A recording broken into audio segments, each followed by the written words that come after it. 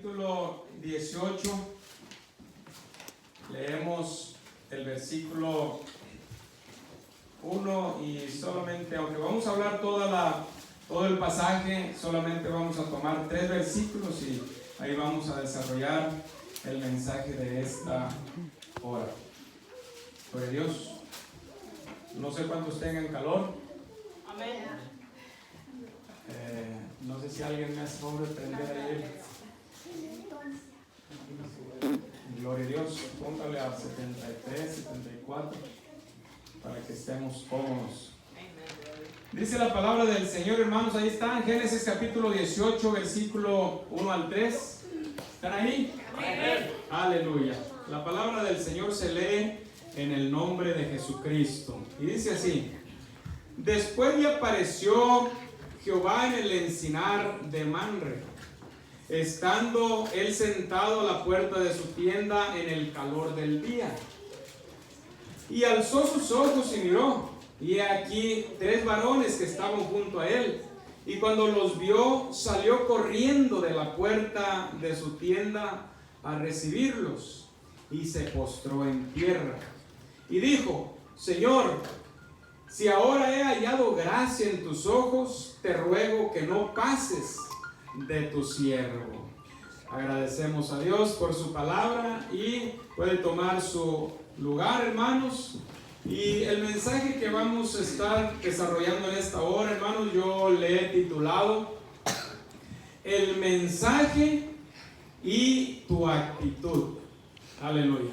Se los vuelvo a repetir. El mensaje y tu actitud. Porque después de que alguien da un mensaje, después de que se da la palabra, siempre viene una reacción.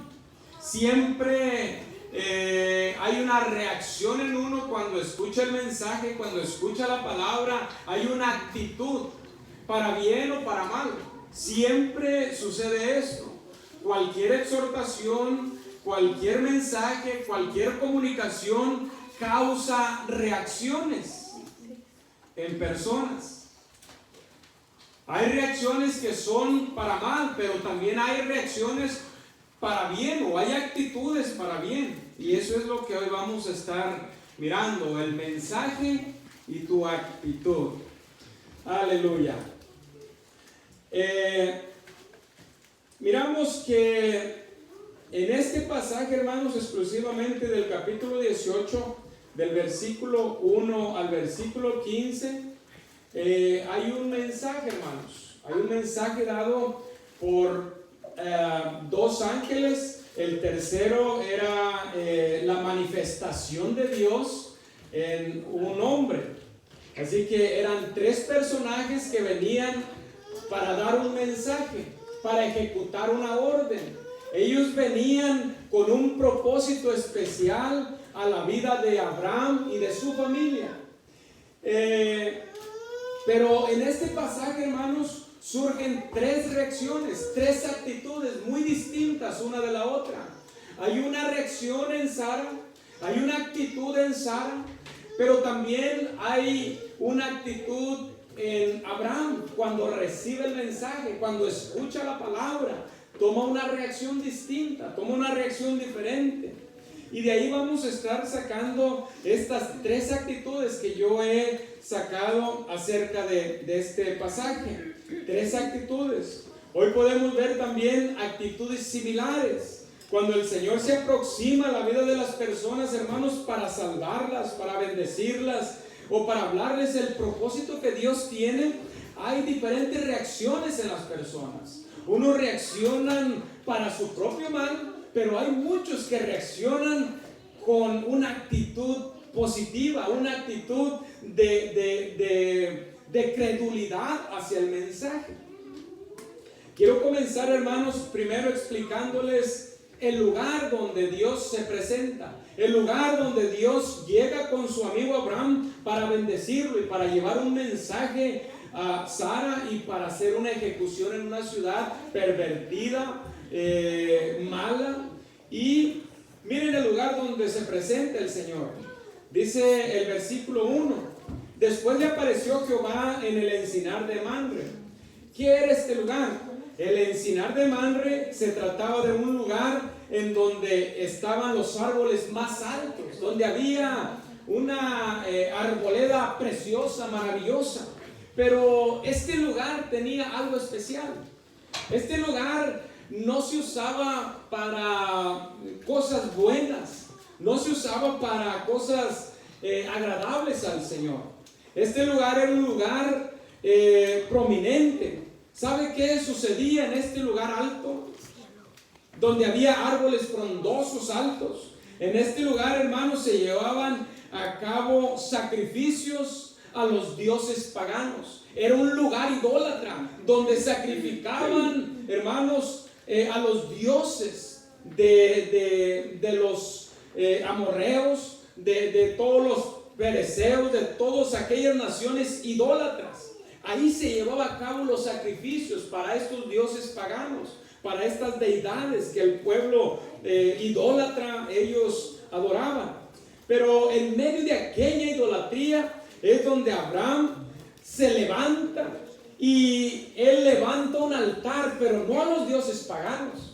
Abraham tiene una actitud diferente, levanta un altar, pero el altar está dedicado al Dios de los cielos. En ese lugar de idolatría, en ese lugar donde existía tanta maldad, tanta perversidad, se levanta Abraham con un altar dedicado al Dios de la gloria, dedicado al Dios de los cielos, dedicado a aquel Dios que merece toda la honra y toda la gloria. Un altar donde se levanta y dice: ahora este lugar se vuelve casa de Dios y puerta del cielo. Lo mismo sucedía en el altar de nuestros corazones.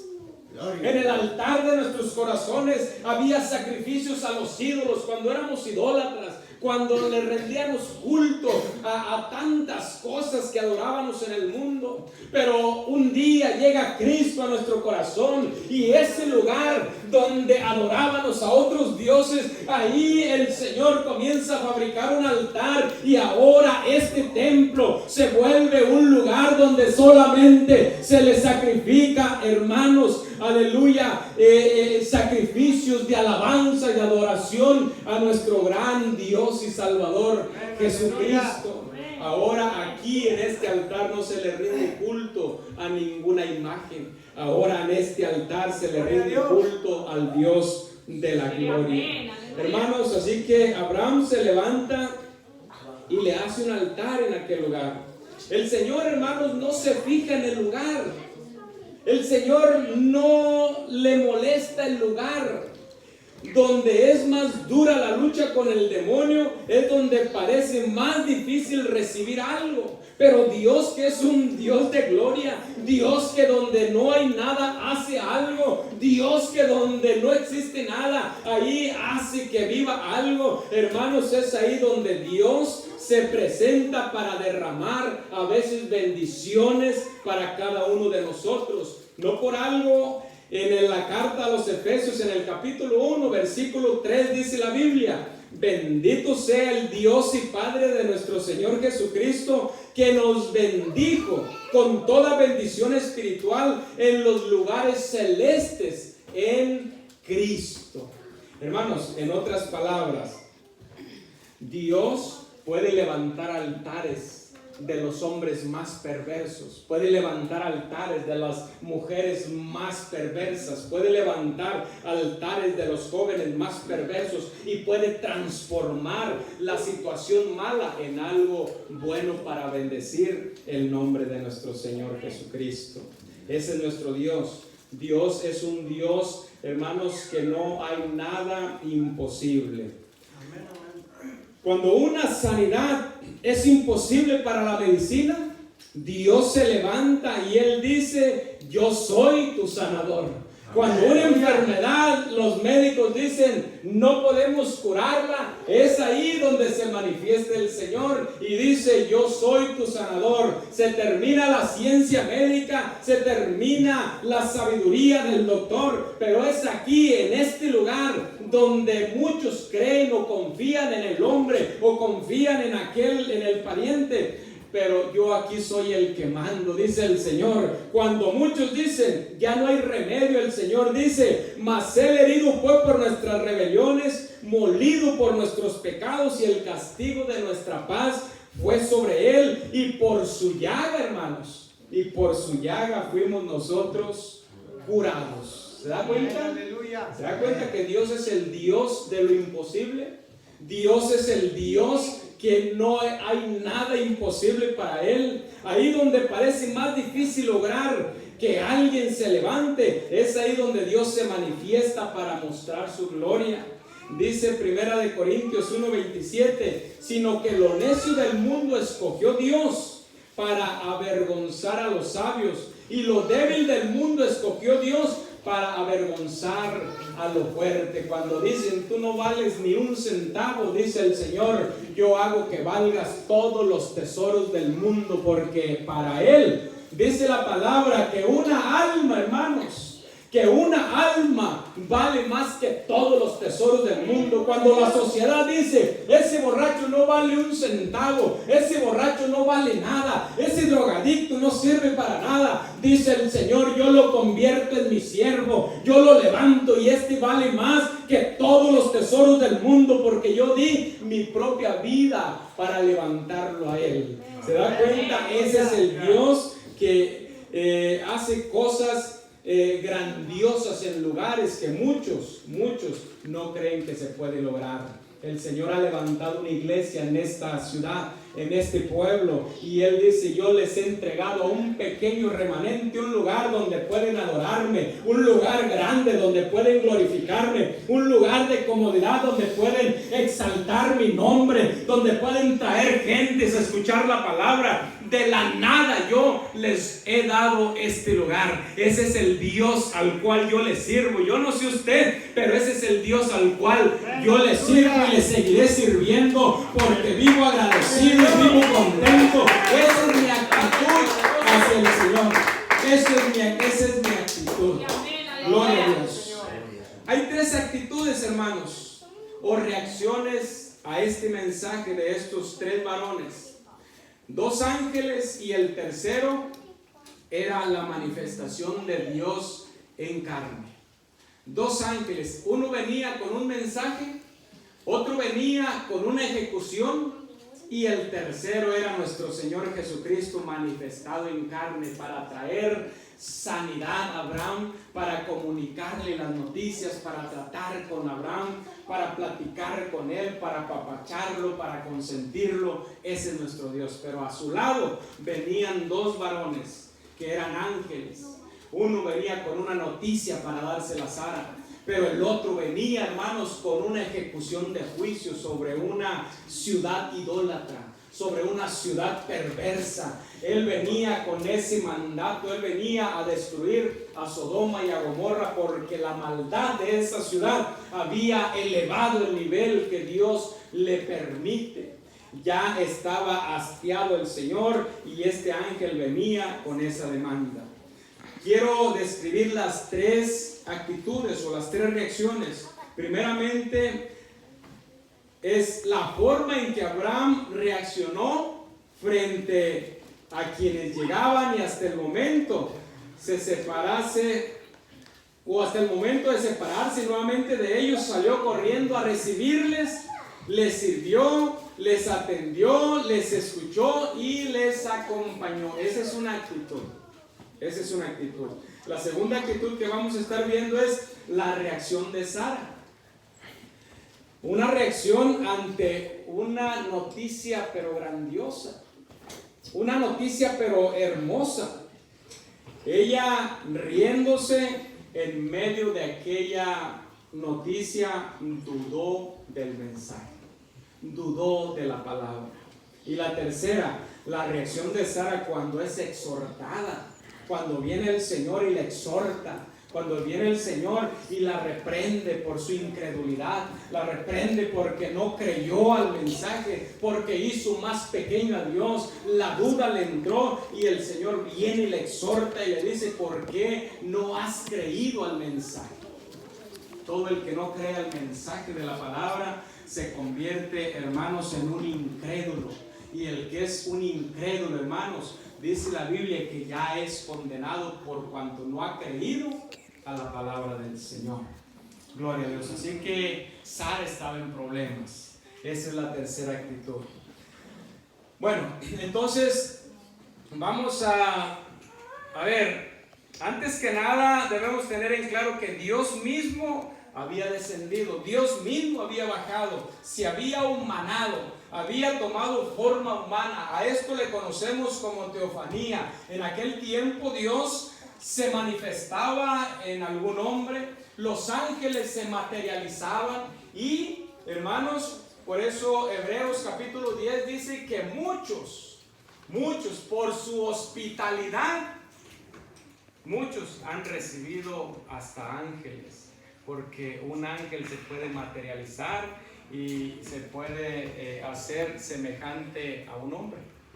Así que por eso la importancia de ser hospedador, porque no sabemos si cuando usted hospede a alguien es un ángel enviado de parte de Dios para traer una noticia para su vida, para traerle un mensaje a su vida, a su familia, a su corazón. Gloria a Dios. Vamos a ver la primera actitud. Y quiero tomar la actitud de Sara, la actitud ante el mensaje. Hay quienes se burlan del mensaje divino. Hay quienes, cuando se les predica la palabra, conocen la palabra y saben la palabra, se burlan. En el sentido de que simplemente son desobedientes al mensaje, a la palabra. No son creyentes, son incrédulos. ¿Por qué? Porque cuando alguien es creyente, lleva a cabo la palabra, lleva a cabo el mensaje, lleva a cabo, lo pone en práctica. Pero aquellos que escuchan el mensaje y no lo ponen en práctica están diciendo: yo no le creo a la palabra, yo no le creo al mensaje, yo no le creo a Dios. Eso que me dicen tal vez, eso es para alguien más, para mí no. Entonces nos volvemos incrédulos a la palabra. Es evidente que sin la presencia del Señor en nuestras vidas, hermanos, el ser humano no tiene capacidad para recibir los mensajes divinos.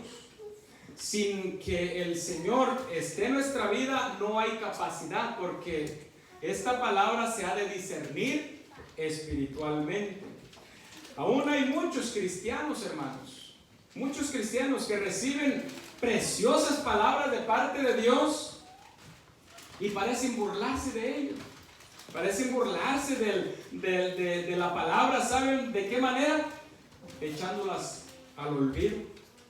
Pareciera que no les interesa lo que el Señor quiere decirles. Cuando la palabra se da, tenemos que estar atentos a la palabra para que la palabra vaya haciendo efecto en mi vida. Y todo lo que se predique de esta escritura, hermanos, es verdadero. Dios lo dice y Dios lo cumple. Si usted no lo cree, entonces ese es su problema, ese es mi problema, porque no lo creo. Pero no es que Dios no lo cumpla. ¿Sabe qué sucede cuando a veces no llegan las bendiciones a nuestra vida? Es porque somos incrédulos a la palabra, porque no creemos lo que Dios dice. No es que Dios no cumpla. Y muchas de las veces nosotros le reclamamos a Dios. Muchas de las veces nosotros nos enfrentamos con Dios, peleamos con Dios porque no llega la bendición, porque queremos a nuestro tiempo, a nuestra forma, a nuestra manera y a mi capricho, a lo que yo quiero escuchar, a lo que yo quiero. No tiene que ser de esta manera, Dios. Tiene que ser así, Dios. Si no me haces así, no, yo no creo. Yo no hago estas cosas, yo no hago lo demás, yo no hago lo que tú quieras. Quiero que se haga tal y como yo quiero y como yo lo digo. Y así no trabaja Dios. Así no trabaja Dios. Dios es un Dios soberano. A Dios nosotros no nos corresponde cuestionar a Dios. A nosotros nos corresponde solamente obedecer a Dios. Eso es todo. Podríamos quizás, hermanos, comprender la actitud de la gente que no conoce a Dios. Podemos entenderla, que tal vez se burle de la palabra. Podemos comprender esto, podemos entenderlo. ¿Sabe por qué? Porque ellos están muertos espiritualmente. Y tal vez si escuchan la palabra no la puedan entender. Y esto es lógico porque la carta de los Corintios, 1 Corintios 2:14 lo dice. Que esto se discierne espiritualmente. Así que es normal que un incrédulo escuche la palabra y hasta se burle de ella. Pero ¿sabe cuándo es cuando llega ese dolor en nuestro corazón? Cuando un cristiano, hermanos, conocedor de la palabra, lleno del Espíritu Santo, que ha aceptado a Jesucristo como su Salvador, que un cristiano escuche la palabra y la tenga en menos, ahí sí es preocupante, ahí sí es doloroso, ahí sí preocupa. ¿Sabe por qué? Porque el Espíritu Santo es el que redarguye, ese es el que nos revela la palabra. El Espíritu Santo es el que nos hace discernir la palabra, pero cuando un cristiano no la discierne, está sucediendo algo. 1 Corintios 2:14, el que le había dicho el pasaje, dice: pero el hombre natural no percibe las cosas que son del Espíritu de Dios, porque para él son locura y no las puede entender, porque se han de discernir espiritualmente. Pero de ninguna manera quien haya recibido a Jesús en su corazón, hermanos, como su Señor y su Salvador, puede hacer oídos sordos al mensaje divino, hermanos. La Biblia dice que nosotros, cuando ya hemos aceptado a Cristo y el Espíritu Santo entre nosotros, entonces nosotros tenemos la mente de Cristo. Una mente creíble, una mente de fe, una mente positiva, una mente que todo lo cree, una mente que ama, una mente que sufre, una mente que realmente piensa lo que Jesús cree y lo creemos si viene de Él. Como cristianos debemos saber que cuando el Señor nos habla es para darnos una orden. Así es Dios. Y no para consultarnos, no para decirnos: hey, hijo, vengo a ver si quieres. Hey, vengo a ver si quieres hacer esto. Hey, por favor, haz esto. Por favor, ve y habla de la palabra. Por favor, trabaja para mi obra. Dios no es así. Dios viene y te da una orden, pero no te obliga.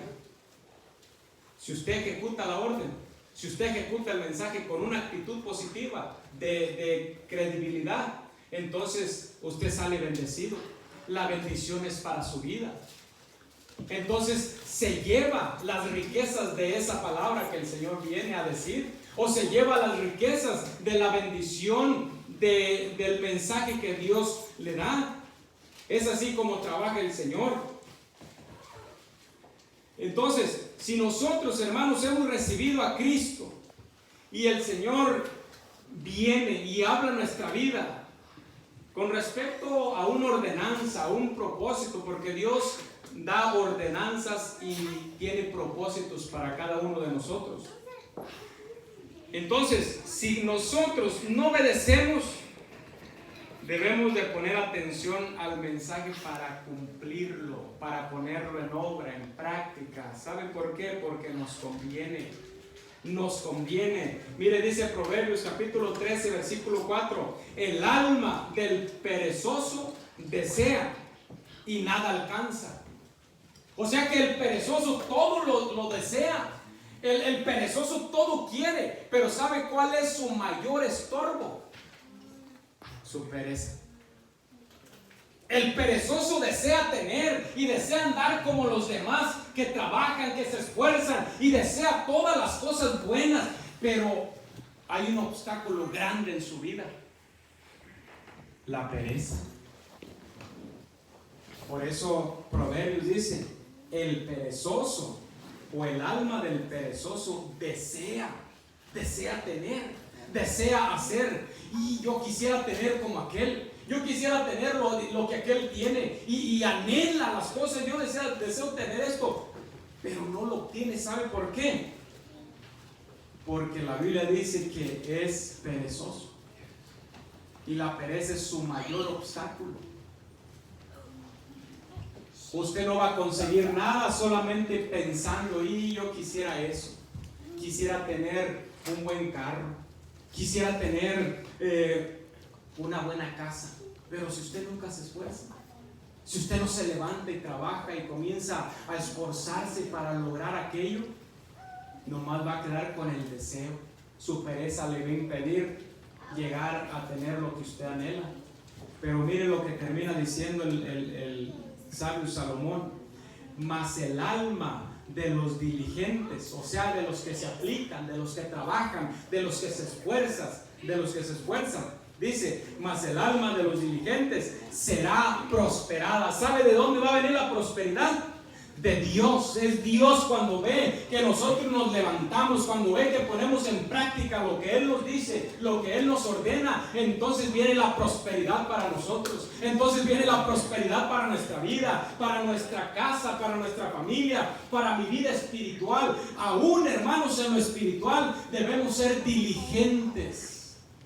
Hay cristianos perezosos en lo espiritual. Perezosos. No oran, no ayunan, no leen la palabra, no se esfuerzan por dar un tratado, nunca le hablan a alguien. Son perezosos espirituales. Nunca hacen nada. Pero sí, Señor, bendíceme. Señor, anhelo tu bendición. Señor, anhelo tu presencia. Señor, bendíceme con esto, bendíceme. Pero perezosos espirituales. No va a llegar prosperidad. No va a llegar la prosperidad.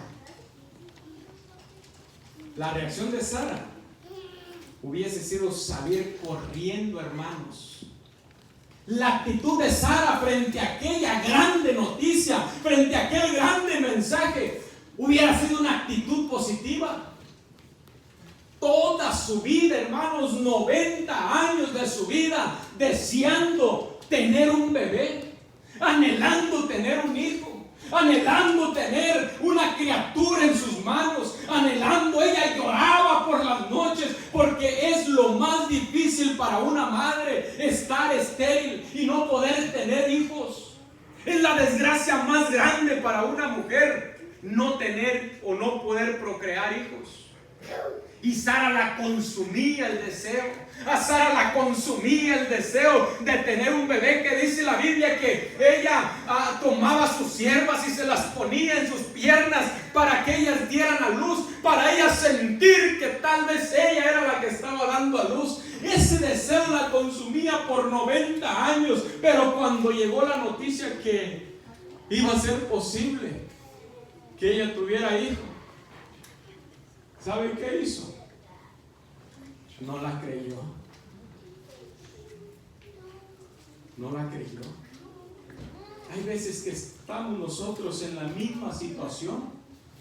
Años pidiendo por una petición. Señor, salva a mi esposo, sácalo del vicio de la borrachera, sácalo del vicio de las drogas. Señor, salva a mi esposa, rescátala. Pero ya cuando lo tiene rescatado, cuando la tiene rescatada, cuando ya alaba y bendice a Dios, cuando su vida está en el templo, cuando su vida de adoración es al Señor Jesucristo, ahora dicen, no lo creo. Ahora se volvió un fanático, ahora es diferente, ya no lo quiero así. Nosotros nos volvemos rebeldes al mensaje divino.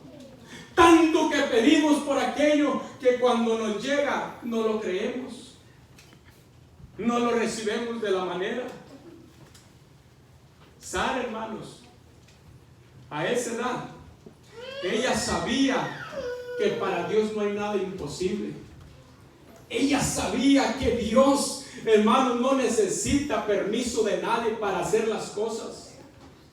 Ella conocía al Dios de Abraham. Ella sabía lo que el Dios de Abraham era. Yo no sé si usted sabe lo que su Dios es. Yo no sé si usted conoce que para Dios no hay límites. Es un Dios sin límites. Es un Dios que todo lo puede. Es un Dios que puede sanar al enfermo más malo. Es un Dios que puede levantar a los muertos. Es un Dios que puede sanar cualquier tipo de enfermedad. Pero a veces cuando la verdad y la noticia llega a nuestra vida no la creemos. Le sucedió a Sara. una actitud de incredulidad. Cuando el ángel, hermanos, cuando el ángel que traía la noticia grande para Sara se arrima con Abraham y le dice: Abraham, ¿dónde está Sara? Que tengo una noticia importante para ella, un propósito de Dios para su vida. Le dijo Abraham: aquí está en la tienda. Y comenzó a hablar. El ángel le dijo: Sara, para el año que viene, en esta misma temporada, el Señor te va a conceder un niño en tus brazos. Vas a tener un bebé. Y Sara escucha esto. Y la reacción de Sara, hermanos, hasta nos parece graciosa a nosotros hoy en día, pero hay veces que estamos en la misma situación. En la misma situación.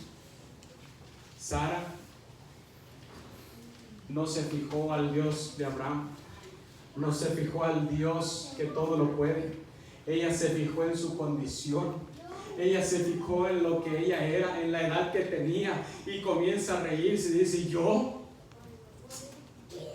este hombre no sabe lo que está diciendo. Como yo teniendo 90 años, que ya el periodo de la mujer se terminó en mí, que ya se me ha secado toda la matriz, que ya no hay remedio, ¿cómo yo me voy a complacer con mi esposo para poder procrear un hijo? Es imposible. Le estaba diciendo al Dios de lo imposible: es imposible lo que estás diciendo. La actitud de Sara, hermanos, era una actitud de incredulidad hacia el Dios de la gloria. Esa actitud la llevó a la reprensión del Señor. Miren, a veces que nosotros miramos una persona, y aunque la persona sea mala, y Dios dice: yo lo puedo rescatar, yo lo puedo librar, yo lo puedo hacer un siervo, yo lo puedo hacer un evangelista, un predicador, yo lo puedo hacer un salmista. ¿Y sabe cuál es nuestro pensamiento? Él nunca va a cambiar. Ella, ¿cuándo va a cambiar? ¿Que no ven cómo es? ¿Que no ven lo que hacen? ¿Que no ven esto? ¿Cuándo va a cambiar? ¿Sabe qué le está diciendo Dios? Dios, tú tienes límites. Tú no me digas. Tú no tienes el poder para transformar las cosas. Y nos volvemos incrédulos. Y a eso nos da paso a la segunda reacción o actitud de Sara. A veces, por causa de nuestra actitud, por causa de nuestras reacciones al mensaje, hermanos, es por eso que viene la reprensión del Señor sobre nuestra vida. Es por eso que viene a veces la exhortación y reprensión a nuestra vida. Y a veces nos ponemos a pensar y decimos: bueno, ¿qué está pasando conmigo? Ya Dios no me escucha.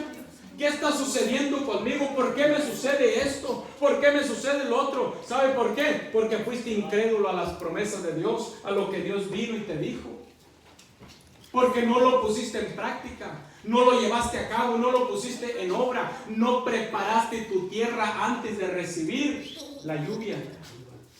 Cuando Dios te dijo: ve y prepara tu tierra, ve y cultívala, ve y prepárala, ve y siémbrala, hasta ahí encárgate tú.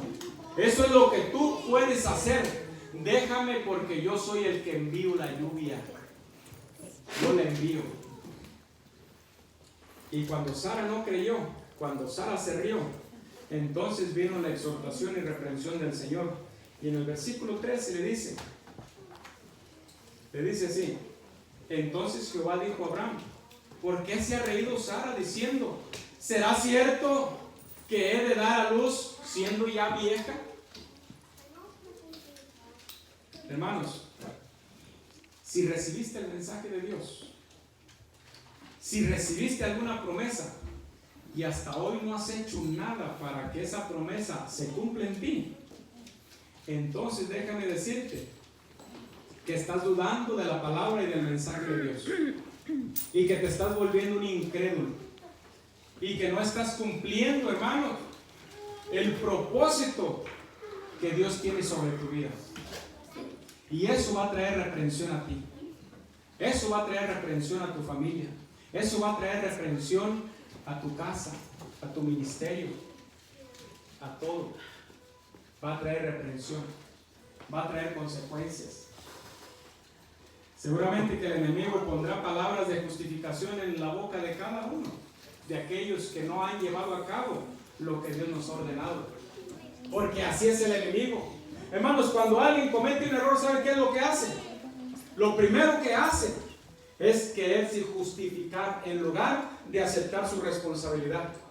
Nadie acepta la responsabilidad, porque ¿sabe qué sucede? Cuando alguien acepta la responsabilidad es porque tiene que humillarse, es porque tiene que bajarse, es porque tiene que doblarse delante del Señor, es porque tiene que humillarse a tal grado, hermanos, aleluya, que para muchos es vergonzoso y prefieren levantar la cabeza y decir: pero es que esto, pero es que el otro, y la humillación no llega. Y por falta de humillación viene la reprensión de Dios. ¿Saben qué hizo Sara? Sara comenzó a quererse justificar, a querer justificar sus acciones. El enemigo rápidamente obra, hermanos, poniendo justificaciones tontas en la boca de cada uno de aquellos que hemos cometido errores. Vienen y ponen cosas, palabras en tu boca como: no tengo tiempo, estoy cansado, trabajo mucho. Y cuántas cosas, cuántos engaños viene el enemigo y pone en nuestra mente para querernos justificar delante de Dios hacia el mandato, hacia el mensaje que Dios nos ha dado. Cuando el Señor nos dice: tú eres mi siervo, y un siervo hace lo que su Señor le dice. Un siervo trabaja en la obra para el Señor. Pero nosotros nos justificamos de muchas maneras. Muchas maneras.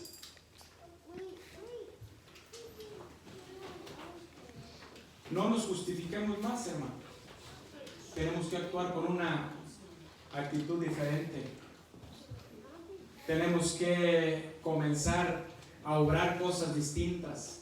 Tenemos que levantarnos y dejar las justificaciones a un lado, que las justificaciones, hermano, no nos van a servir, no nos van a ayudar en el momento cuando estemos delante de Dios. No va a haber justificación delante de Dios. Y voy a terminar con esto, hermanos. La actitud correcta. ¿Qué actitud debemos de tomar frente al mensaje de Dios? ¿Cuál será la actitud que nosotros debemos tomar? Y la actitud que debemos de tomar es la actitud de Abraham. Hermanos, Abraham tomó una actitud hermosa, gloriosa, maravillosa. Por algo el Señor le llamó su amigo. Por algo el Señor dijo: mi Abraham es mi amigo. ¿Cómo ocultaré esto a mi amigo Abraham? ¿Cómo no decirle lo que pienso hacer? Imagínese Dios confesándose con Abraham. Lo tenía en grande estima por su actitud, hermanos. Como verdaderos cristianos, nos cabe una sola actitud, hermanos. Una sola actitud. ¿Cuál es? La de Abraham, que ante la presencia de Dios salió corriendo a recibirle y a rogarle y a decirle: Señor, no pases de aquí, no te vayas de mi casa sin antes que me dejes tu bendición. Señor, ya que has llegado a mi casa, ya que has llegado a mi vida, no te vayas, no te pases de aquí sin antes dejarme tu bendición. Hay veces que Dios nos visita, hermanos, y nosotros ni siquiera nos damos cuenta de que Dios está ahí. Hay veces que Dios viene con un propósito a nuestra vida, y por nuestra incredulidad o por una actitud, hermanos, de rebeldía, dejamos que Dios pase y se lleve la bendición que tenía para darnos. Y Abraham no. Abraham, cuando los vio, dice que Abraham salió corriendo a recibirlos. Abraham salió corriendo a recibir a aquellos varones. Abraham era un hombre rico, hermanos, tenía todas las comodidades, tenía todo, a él no le hacía falta nada, pero dejó su comodidad para salir a recibir a aquellos varones. Él sabía que Dios venía y traía una bendición grande para él y su familia. Él sabía que Dios venía hacia su casa, hacia su hogar, y venía con una bendición, venía cargado de bendición. Y él dijo: yo tengo que salir, y ni siquiera me voy a quedar sentado esperando que lleguen. Salió a encontrarlos. Para buscar a Dios es necesario que dejemos nuestras comodidades. ¿No se dan cuenta? Las bendiciones más grandes es cuando usted se levanta y se esfuerza. Las bendiciones que más gozamos es cuando hay un esfuerzo. Las bendiciones que más disfrutamos es cuando aún en medio del cansancio, de los problemas, glorificamos a Dios. Las bendiciones más altas, hermanos, es cuando nosotros nos esforzamos, aunque no haya dinero, aunque no haya comida, aunque no haya nada, aunque no haya fuerzas, aún así me levanto, aún así camino por fe, porque voy al encuentro del Señor y Él trae la bendición en sus manos para bendecir mi vida. Esas son las bendiciones más grandes. ¿Cuántos se han quedado en casa diciendo: no tengo ni para el gas? ¿Cuántos se han quedado en casa diciendo: tengo problemas y por eso no voy? ¿Sabe qué? No sale al encuentro de Dios. No viene al encuentro del Señor. Es que si está en escasez, precisamente si está en problemas, precisamente por eso tiene que salir a encontrar al que trae la bendición, al que viene a suplir su necesidad. Usted por eso tiene que salir a encontrarlo. Venir aquí no importa, no traigo gas, mire, véngase, así yo le aseguro que algo Dios va a hacer en su vida. Va a hacer algo, pero no lo va a dejar tirado cuando Él sabe que usted viene con el propósito de encontrarlo a Él. No lo va a dejar tirado. Gloria a Dios. Salga a su encuentro. Salga a Él. Deje todo por Él. Es necesario que dejemos todo para seguirle. Marcos 1:17 dice la Biblia: y dejando luego sus redes, le siguieron. Pasando de ahí un poco más adelante, vio a Jacobo, hijo de Zebedeo, y a Juan, su hermano, también ellos en la barca, que remendaban las redes, y luego los llamó, y dejando a su padre Zebedeo en la barca con los jornaleros, los siguieron. ¿Saben qué hicieron aquellos pescadores? Dejándolo todo, los siguieron, porque había una bendición grande en él. Una bendición grande. Abraham no se quedó con estar junto a Dios. No dijo: bueno, ya los recibí, ahora les platico un poco y ya que se vaya. ¿Saben cuál fue otra actitud de Abraham? Cuando ya los tuvo y los llevó a un árbol grande, fresco, los sentó y no se sentó con ellos. ¿Cómo han estado? ¿Qué ha pasado? No se sentó a platicar con ellos. ¿Sabe cuál fue su actitud? Servicio. Los trajo, los sentó en ese árbol y les dijo: no se me muevan de aquí. Eso es servicio, no se me muevan. Ahorita yo voy a mover toda mi casa, voy a mover toda mi familia, y les vamos a preparar cabrito, y les vamos a dar de comer, y les vamos a dar un festín para que ustedes coman, disfruten y se vayan llenos. ¿Sabe qué hizo Abraham? Dice que corrió con Sara y le dijo: Sara, nos llegó trabajo, vamos a alimentar a estos varones, vamos a alimentar a nuestro gran Dios. A ver, ponte de volada a amasar algo de harina para que hagas panes, para que hagas tortillas. Ponte a hacer algo ahí en el metate, en el molino, y ponte a trabajar. La puso ahí y él no se fue y se sentó allá con ellos nuevamente. No, hermanos, porque a veces muchos tenemos la costumbre de decir: hermano, usted haga eso, usted haga el otro, usted vaya para allá, usted acá, yo aquí, pero yo aquí me siento. Ustedes todos trabajan, denle, Yo aquí me quedo. No, Abraham no tuvo esa actitud. ¿Sabe cuál fue la actitud de Abraham? Puso a Sara a trabajar, sí. Y la Biblia dice que Abraham corrió, ni siquiera fue caminando. No, pues a ver qué. Ay, voy a traerles un cabrito, a ver para que. No, dice que corrió. Corrió y buscó el cabrito más bonito, más hermoso. Lo agarró y lo trajo. Y ahora puso a su siervo: hey, mátalo, destázalo y cócelo. ¿Sabe qué es eso? Eso es trabajar y dar trabajo a todos para que todos comiencen a tener un mismo sentir, un mismo esfuerzo.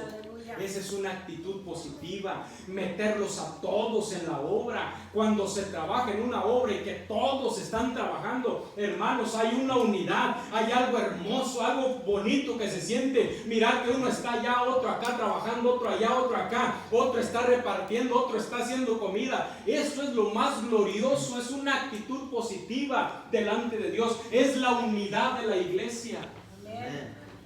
Y Abraham puso a toda su casa a trabajar. Él mismo se puso a trabajar. Una actitud de servicio, y es lo que nosotros debemos hacer. El cristiano debe tener una actitud de servir, de servicio delante de nuestro Dios. Con eso termino, hermanos. Abraham, la tercera actitud que tuvo, una actitud que muchos de nosotros nos falta, una actitud que muchos de nosotros no tenemos. Y con esto quiero dejarlos. Si no agarró nada de lo anterior, quédese con esta parte. Abraham acompañaba a los varones de Dios, quería seguir en la presencia de Dios. Abraham, hermanos, no quería que Dios se fuera de su presencia, porque él anhelaba la presencia de Dios en su vida. Él estaba contento con la presencia de Dios allí en su casa, con su familia. Él disfrutaba esa presencia y él anhelaba, y él le decía: no se vayan. ¿Por qué se van? ¿Qué dice aquí? Están perfectamente bien atendidos. Yo aquí quiero tenerlos siempre. Hay veces, hermano, que nosotros pidemos la presencia de Dios, pero solamente por momentos. ¿Para qué? Para nuestra conveniencia. Hoy yo quiero que Dios me bendiga, pero cuando hay algo que tal vez está mal en nosotros, aquí no quiero la presencia de Dios. Cuando hablo de las personas, la presencia de Dios quiero que se vaya. Cuando yo chismeo, la presencia de Dios quiero que se vaya. Cuando yo critico, la presencia de Dios no quiero que esté conmigo. Abraham quería la presencia de Dios, porque delante de la presencia de Dios se vive rectamente, se vive en santidad. Ahí no hay dobleces, ahí no hay nada. Ahí le dices al Señor: Señor, mira, yo tal y como soy, así quiero que me veas siempre. Y esa es la actitud que nosotros debemos de tener. Señor, yo quiero que tu presencia siempre esté conmigo, para tener y vivir en temor siempre.